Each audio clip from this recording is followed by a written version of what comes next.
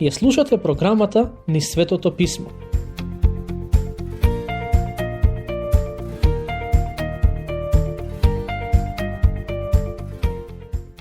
Продолжуваме со обработка на глава 26. Денес ќе ја завршиме со проучување и ќе дадам коментар на дел од глава 27.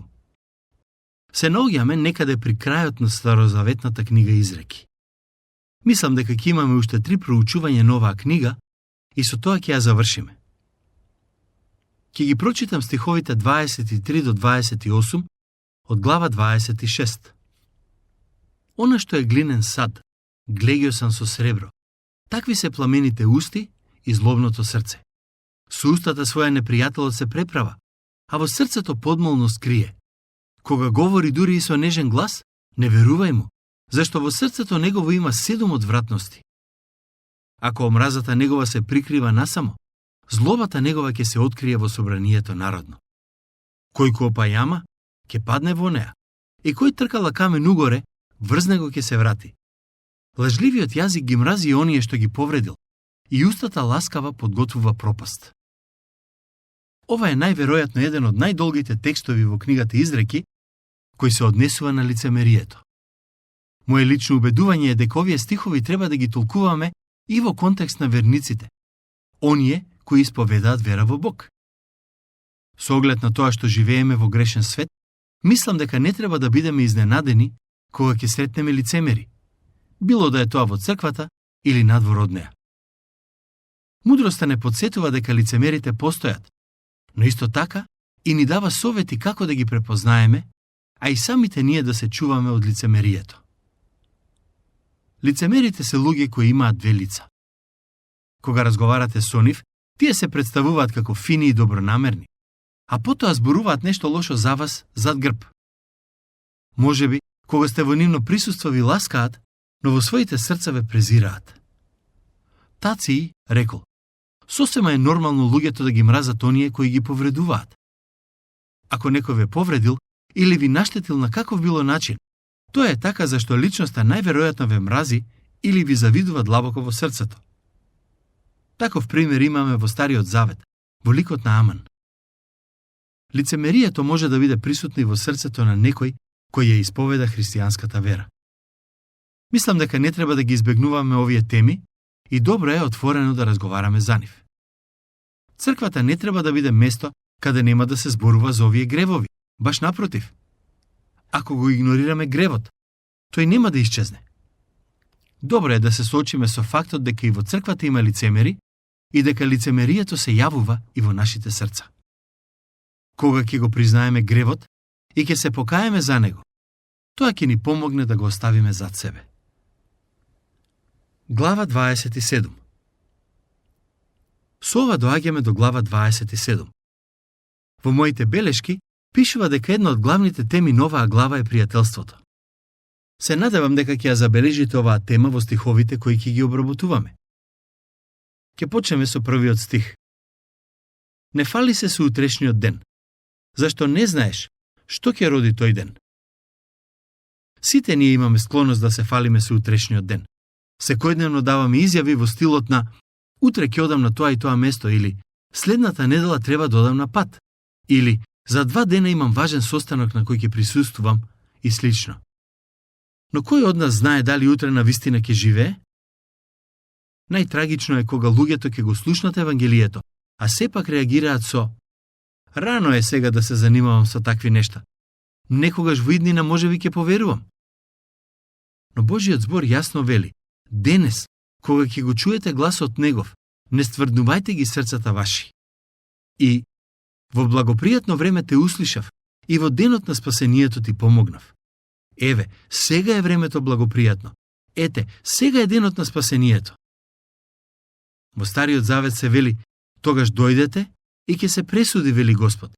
Гревовите ваши да се јалово црвени, како снег ќе ги побелам, да бидат црвени и како пурпур, како волна ќе станат бели. Ние луѓето сме склони да чекаме и да одолговлекуваме. Ако нешто треба да го завршиме денес, поради мрзеливост можеме да го одложиме за утре. Сетете се на новозаветната случка, кога апостол Павле разговараше со Фест. Павле беше затвореник и имаше можност да се брани пред управникот Фест. Кога го слушна Евангелието, Фест му рече: друг пат ќе те слушам како зборуваш за овие нешта. Барем од тоа што го читаме во Библијата, можеме да заклучиме дека тој друг пат никогаш не се случи. Исто и фараонот неколку пати велеше: утре ќе ги пуштам израелците, не денес. Токму поради тој став, го изгуби својот првороден син. Стих 2. Нека те фали друг, а не устата твоја, туѓ, а не јазикот твој. Немојте сами да се фалите. Голијат е добар пример за тоа колку е лошо кога човек се фали сам. Тој секојдневно се прикажуваше пред израелската војска и бараше некој да се бори против него. На крај, Давид дојде и му ја одсече главата. Стих 3. Тежок е каменот, тежок е и песокот, но гневот на глупавиот е потежок и од едното и од другото. Ако глупав човек е гневен на вас, вие сте во голема неволја. Тој не бира зборови или средства при решавањето на проблемите. Стих 4. Лут е гневот, нескротлива е јароста, но кој ќе издржи против зависта? Зависта е сериозен грев. Сетете се на животот на Јосиф. Браќата му завидуваа и поради тоа беа подготвени да го продадат како роб. Стихови 5 и 6. Подобро отворено разобличување, отколку сокриена љубов. Искрени се прекорите од оној кој сака, а лажливи се бакнежите од оној кој мрази. Предпоставувам ќе се сетите на случката од Библијата која е сликовит опис на стих 6. Мудроста вели: лажливи се бакнежите од оној кој мрази. Зарем не ве потсеќа тоа на Јуда, кој го предаде Господ Исус со бакнеж? Од друга страна, изреката вели дека се искрени прекорите на оној кој сака. Во Новиот Завет е опишан еден настан, во кој апостол Павле јавно го прекорува апостол Петар за една лоша постапка. Сигурен сум дека тоа не му се допаѓаше на Петар, но сепак беше направено од љубов и во љубов. Сите имаме потреба од такви пријатели кои ќе бидат искрени со нас. Секој проповедник има потреба од добра жена која ќе биде искрена со него и ќе му каже кои се неговите недостатоци. Некогаш ми се случува после проповед да се вратам дома и бидејќи проповедта поминала добро, да бидам надуен како балон. А жена ми, бидејќи ме сака, знае да земе една игла и да го дупне тој балон. Наместо да ми ласка, ми кажува кои се нештата во кои има потреба и простор за подобрување. Благодарен сум на Бог за неа. Стих 7. Сита душа го гази и во сочниот мед, а на гладна душа и горчливото и е сладко. Поентата на овој стих е следнава. Кога луѓето имаат изобилие од нешто, големи се шансите дека многу од нештата ќе ги земат здраво за готово. Од друга страна, кога некој нема нешто, се задоволува и со многу малку. Овој принцип има примена во многу аспекти од животот и не се однесува само на храната. Пример, може да се однесува и на духовната храна. Еден е ставот на човекот кој секојдневно има прилика да слуша многу проповедници и е пребирлив во однос на тоа кому ќе му го даде своето време, а друг е ставот во срцето на човек кој е нов во верата, гладен е за духовна храна и не му е важно кој проповеда, се додека се храни од Божиот збор. Стих 8. Она што е птицата, што го напуштила гнездото свое, тоа е човекот кој го напуштил местото свое. Со други зборови, тоа значи дека Бог на секој човек му дал одредено место и улога во животот, и ако е надвор од тоа место, улога и повик, личноста нема да се чувствува удобно. Во црквите и црковните организации има луѓе кои се поставени на одредени позиции, но не се радосни таму каде што се и во тоа што го прават. Знаете зошто? Бидејќи тоа не е повикот кој Бог го има за нив. Во 1 Коринтијаните 12, апостолот Павле вели дека Бог на секој верник му дал духовен дар, и ако не служиме согласно тој дар, ние сме како птица која го напуштила гнездото. Стихови 9 и 10. Маслото и темјанот го радуваат срцето. Така е сладок пријателот со неговиот срдечен совет. Не напуштај го пријателот свој, ниту пријателот на таткото твој, и не му оди на братот твој во куќата негова во денот на неволјата твоја. Подобро сосед во близина, отколку брат надалеку. Подобро е да имаш сосед во близина кој е подготвен да ти помогне во време на потреба и неволја, отколку брат кој не е тука кога ти треба. Ова изрека е многу практична и иако не ја порекнува важноста на семејните односи, сепак не учи дека има ситуации во животот кога оние со кои не сте крвно поврзани ќе ви бидат од поголема помош од оние кои се дел од вашето пошироко семејство. Стих 12. Умниот го гледа злото и го одбегнува, а неискусните одат невнимателно и биваат казнувани. Овој стих го прочитавме и во некој од претходните епизоди. Уверен сум дека е потребно христијаните да ја проучуваат Библијата со цел да бидат свесни за злото околу нив и да го одбегнат. Живееме во свет кој е навистина хаотичен, и ако барем за момент се обидете да најдете решение за некој од светските проблеми, ќе сватите дека тоа е речиси невозможно. Моje лично убедување е дека нештата ќе станат се полоши и похаотични. Не дојдов до таков заклучок јас самиот, туку Библијата го вели тоа, а јас си верувам. Во писмото читаме за злото кое е присутно во светот и за злото кое ќе се случи при последните времиња. Ако сме мудри, ќе знаеме како да го избегнеме. Мудроста вели дека умните го гледаат злото и го одбегнуваат. Ако ја читате Библијата, ќе сватите дека секој кој не верува во Христос ќе биде осуден на вечна пропаст. Тоа е злото кое ги чека сите луѓе поради нивниот грев. Но мудрите знаат дека преку вера во смртта и воскресението на Христос, тие ќе го одбегнат злото и затоа веруваат. Како што некои осигурителни компании ви велат да си купите животно осигурување, јас ви велам, придобијте осигурување за вечниот живот. Поверувајте во Христос и почнете да го следите. Стих 14. Кој со силен глас го поздравува пријателот својот рано утро, поздравот негов ќе се прифати како клетва. Мислам дека во овој стих има одредена доза на иронија.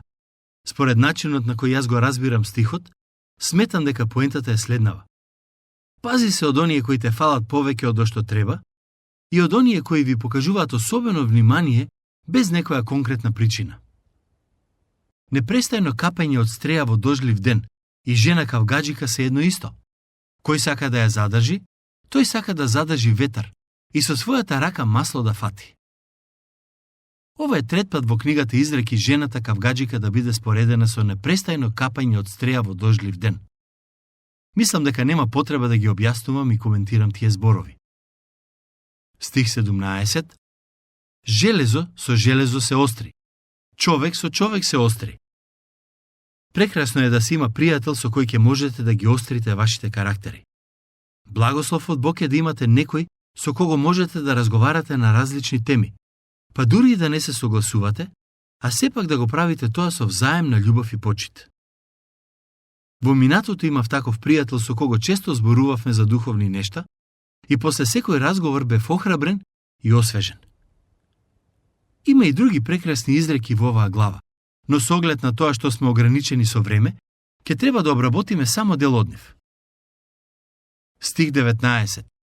Како што е во водата лице спроти лице, така е и срцето на човека спроти човек. Навистина е голема привилегија да имате пријател со кој можете да бидете целосно искрени и отворени. Ако имате таков пријател, бидете благодарни за таа личност и знајте дека сте многу богати. Стих 20. Пеколот и бездната не можат да се наситат. Така се ненаситни и очите човечки. Човечките очи се ненаситни. Постојано гледаат и постојано посекуваат да имаат нешто повеќе. Исти е и пеколот, кој е гладен и посакува колку што е можно повеќе човечки души. Стих 21. Она што е топилницата за среброто и печката за златото, тоа се за човекот устите што го фалат. Некогаш ќе се случи луѓето да ве пофалат за нешто, но немојте тоа да ви служи како повод за горделивост. Стих 24. Како што богатството не е вечно, така и власта не трае довека. Богатството не е вечно. Ова е порака која црквата постојано треба да ја нагласува, бидејќи живееме во свет кој е склон кон материјализам. Можете да имате богатство, но кога ќе го напуштите овој свет, нема да можете да го земете со себе. Кога Вандербилт бил на смртна постела, неговиот адвокат бил повикан на последен разговор со него. Семејството со нетрпение очекувало да слушне за што зборувале. Кога адвокатот излегол од просторијата, некој од нив го прашал: "Колку остави?" На што адвокатот одговорил: "Остави се, бидејќи ништо не може да земе со себе." Немојте да се надевате на богатството, бидејќи е привремено. Надевајте се на Бог, кој е вечен. До следното наше проучување, Бог нека ве благослови.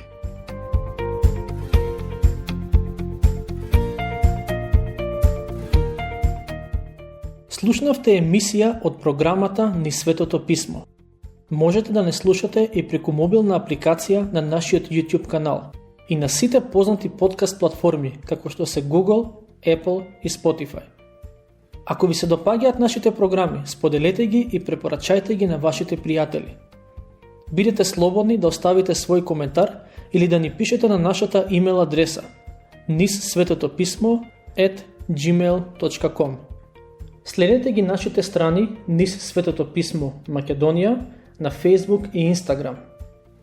Емисиите од оваа серија можете да ги најдете и на нашата веб страна ttb.twr.org.